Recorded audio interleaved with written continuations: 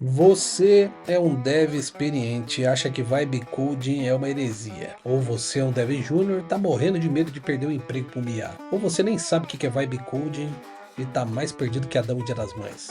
Bem, em todo caso, nós vamos desvendar esse assunto espinhoso agora, depois da vinheta.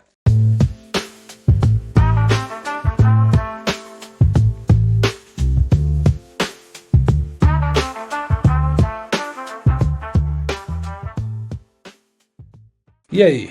Eu sou Eduardo Félix, sou engenheiro de software há mais de 20 anos, sou fundador da iFélix Tecnologia, consultor em gestão de times de engenharia, arquitetura de software e inteligência artificial. Então, vibe coding, pensa num termo que tem causado discórdia aí no mundo dos desenvolvedores, né?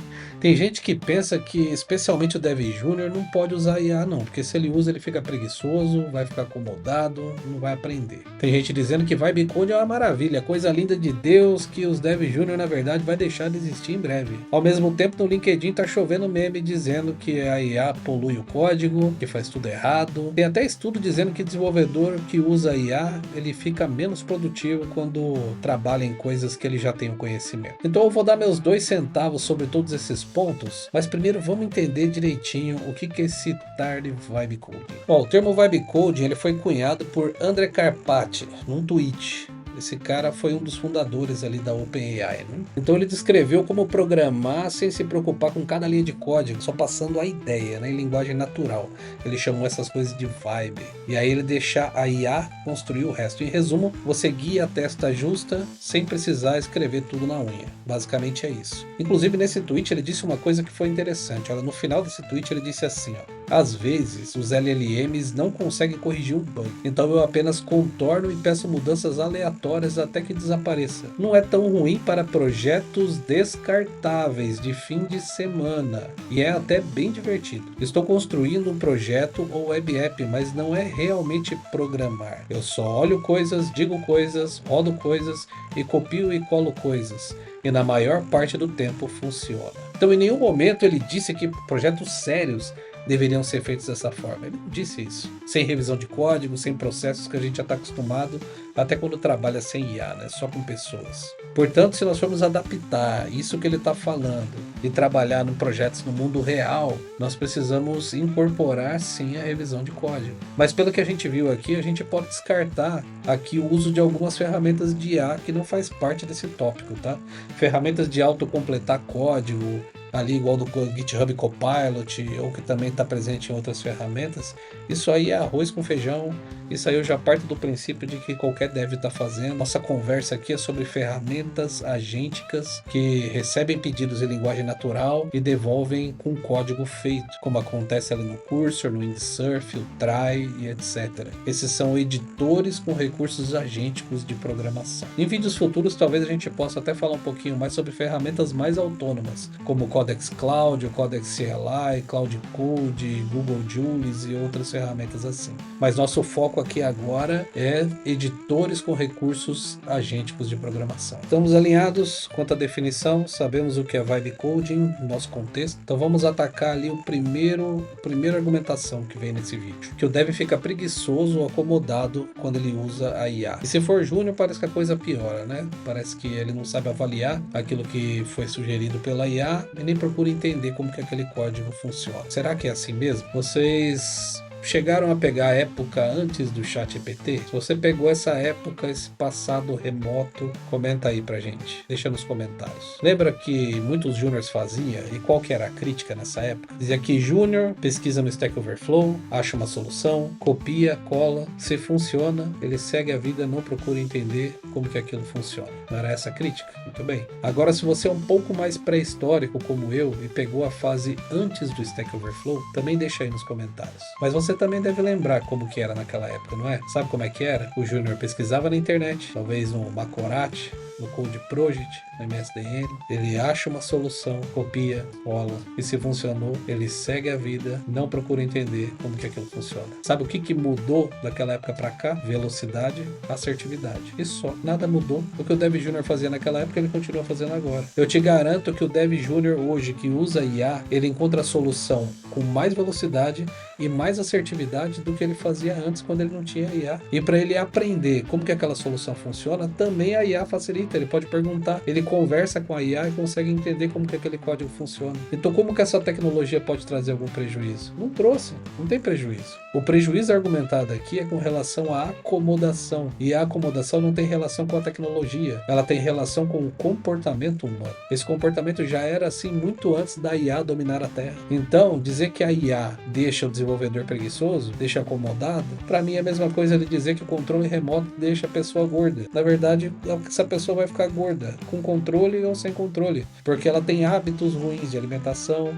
e de atividade física. Então esse dev vai se acomodar, usando IA ou não usando. Assim como você poderia se acomodar e não deixar um like para mim aqui. Olha, eu tô cuidando da sua produtividade, tô evitando que você procrastine. Então curta esse vídeo aí e se inscreve no canal para não acontecer de você esquecer depois. Depois não adianta jogar a culpa na IA, que não é culpa dela, beleza? Bom, segundo argumento que nós falamos aqui foi de que o Vibe Coding é uma maravilha, Dev Júnior vai deixar de existir, vai ser descartado. Eu tenho uma triste notícia aqui. Na minha experiência, a ferramenta de IA tem uma taxa de assertividade muito maior do que muito Dev Júnior. E isso é verdade. Quando eu faço meu Vibe Coding aqui, eu tenho a sensação de que eu estou fazendo um pair programming com um júnior muito bom. Um júnior que tem total domínio da tecnologia que nós estamos trabalhando. Mas isso não quer dizer que a IA consegue seguir sozinha, sem nenhum tipo de orientação. Ela funciona muito bem porque eu tô aqui orientando ela. Agora, um Dev Júnior, ele não depende de um pair programming para produzir. Ele consegue evoluir sem ter alguém sentado do lado dele. Só aí um Dev Júnior já saiu na vantagem, né? Agora, se você colocar um Dev Júnior para fazer pair programming com uma IA, aí a chance de você ter um ganho de produtividade com esse Dev é muito grande. Eu tô falando pela ótica de um líder de equipe, né? Então,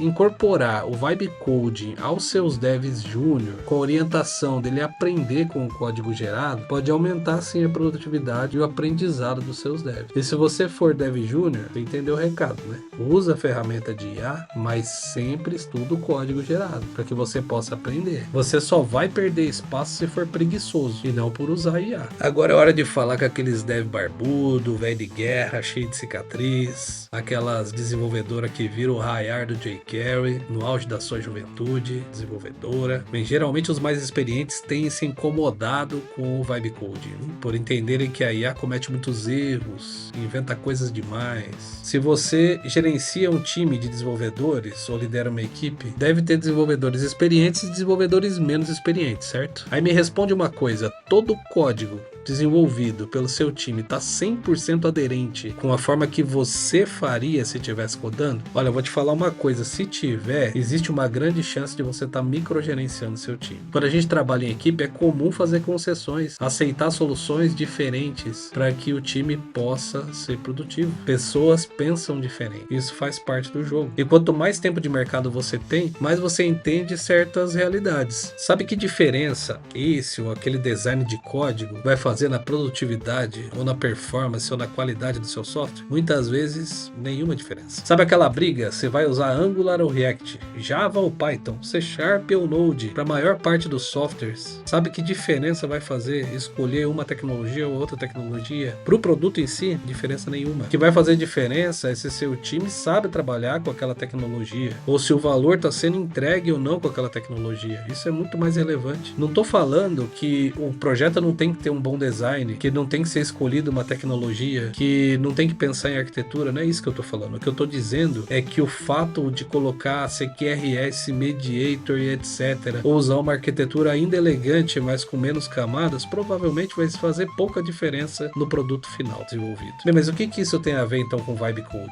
Na verdade, se aquelas decisões erradas que você diz que a IA tomou, podem ser duas coisas. Ou ela realmente cometeu um erro, e isso de fato acontece, por isso que precisa de um dev acompanhando o trabalho da IA. IA vai errar, é normal. Ou é só um preciosismo seu. É bem possível que seja só um conflito de ideias entre o que a IA propôs e aquilo que você acha que é. Isso não traz prejuízo nenhum para o projeto. É como eu comentei antes, eu tenho visto a IA na verdade acertar muito mais do que muito dev júnior, e devs júniors que são bons, que fazem entregas boas aí para times. Então, quando faço o meu Vibe Code, eu tenho visto que a IA se preocupa com coisas que muitas vezes o dev dev sênior não se preocupa. Se eu quero que ele siga uma arquitetura, DDD, ou implementa testes unitários com mock, ele faz. Ele faz o que eu pedi. Às vezes eu tenho a mesma sensação aqui que o Carpati falou, né? Na maior parte do tempo funciona. E o que ele faz diferente do que eu faria, simplesmente sai na urina. Olha, já vou emendar aqui no estudo que saiu na Business Insider, dizendo que desenvolvedores que usam assistência de IA para desenvolver levaram cerca de 19%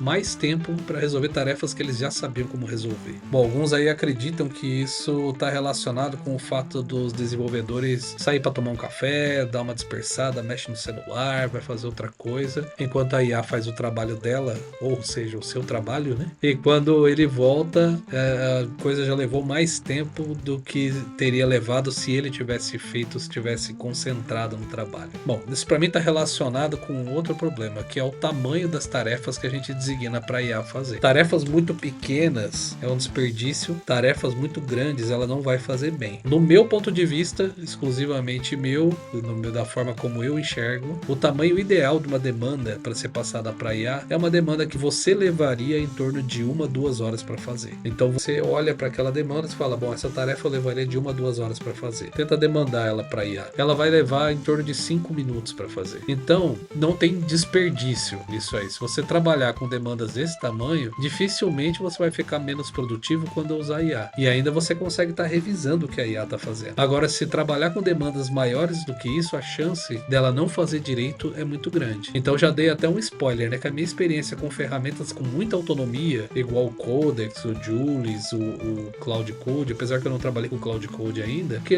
não é dele conseguir entregar resultados em demandas muito grandes. Eu tenho preferido trabalhar com ferramentas de desenvolvimento agênticas. Bom, galera, tudo que eu falei aqui até agora é a minha opinião, com base na minha experiência, no meu conhecimento. Então você pode concordar ou pode não concordar, a gente não precisa virar inimigo por causa disso, né? Na minha experiência, eu tenho conseguido implementar projetos relativamente complexos com grande valor agregado, digitando pouquíssimo ou até nenhum código, tá? Por isso, esse vídeo aqui é a abertura de uma playlist onde cada vídeo eu vou trazer um projeto sendo implementado com Vibe Coding, todo o processo e o código fonte gerado eu vou colocar no GitHub. Então fica o recado, galera, Vibe Coding não é mágica, é ferramenta, e nos próximos vídeos eu vou provar isso na prática, projeto a projeto, tá bom? Mas me conta aí, quando você usou IA, ela ajudou ou atrapalhou? Como é que foi? Não esqueçam de se inscrever no canal, deixa o like nesse vídeo aqui e ó, falou!